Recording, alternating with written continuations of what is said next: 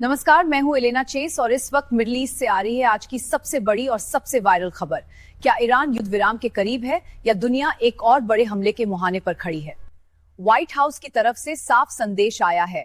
अगर तेहरान ने अपनी सैन्य हार स्वीकार नहीं की तो अमेरिका ईरान पर और भी कड़ा प्रहार कर सकता है। यानी अब सवाल सिर्फ इतना नहीं कि जंग कब रुकेगी, सवाल यह है कि क्या यह कॉन्फ्लिक्ट डिप्लोमेसी से थमेगा या नेक्स्ट फेज और ज्यादा खतरनाक होगा।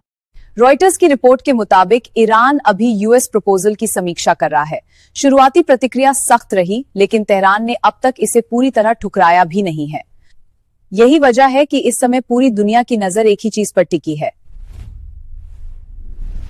क्या बैक चैनल टॉक से कोई बड़ा समझौता निकल सकता है? लेकिन मामला सिर्फ ईरान और अमेरिका तक सीमित नहीं है। अब सीज फायर की शर्तों में लेबनान फ्रंट भी बड़ी रुकावट बनकर सामने आ रहा है। रॉयटर्स के मुताबिक ईरान ने मीडिएटर्स से कहा है कि किसी भी सीज फायर डील में लेबनान को भी शामिल किया जाए ताकि इजराइल हिजबुल्लाह मोर्चे पर भी हमला रुक सके। मतलब साफ है, अगर डील होती भी है तो वह सिर्फ एक कंट्री का समझौता नहीं होगा, बल्कि पूरे रीजन की सिक्योरिटी इक्वेशन बदल सकती है। जंग ने पहले ही तेहरान इजराइल बॉर्डर एरियाज और लेबनान कॉरिडोर में भारी तनाव पैदा कर दिया है। ग्राउंड पर फियर, अनसर्टेनिटी और प्रेशर लगातार बढ़ रहा है। व्हाइट हाउस का टोन अब बेहद अग्रेसिव दिख रहा है। संदेश ये है कि अगर ईरान झुकता नहीं तो नेक्स्ट मिलिट्री मूव और ज्यादा सख्त हो सकता है।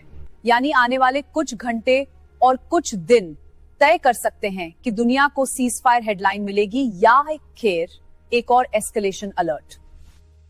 और इस वॉर का असर सिर्फ बैटलफील्ड तक नहीं है, ग्लोबल इकोनॉमी भी इस प्रेशर को महसूस कर रही है। रॉयटर्स के अनुसार आईएमएफ उन देशों के लिए फाइनेंसिंग सिनेरियोज तैयार कर रहा है जिन्हें यह कॉन्फ्लिक्ट लंबा खींचने पर आर्थिक मदद की जरूरत पड़ सकती है।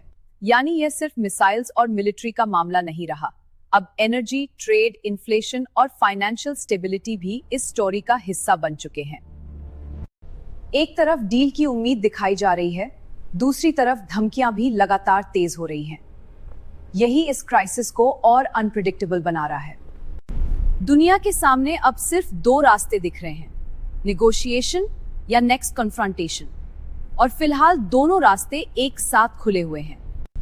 अगले 24 घंटे बेहद अहम माने जा रहे हैं, क्योंकि यहीं से तय होगा कि मिडिल ईस्ट में राहत आएगी या एक नई खतरनाक आग भड़क उठेगी। फिलहाल इतना ही, लेकिन ये स्टोरी हर पल बदल रही है। मैं हूं एलेना चेस और आप देख रहे हैं Punjabi media TV. Latest updates के लिए जुड़े रहिए।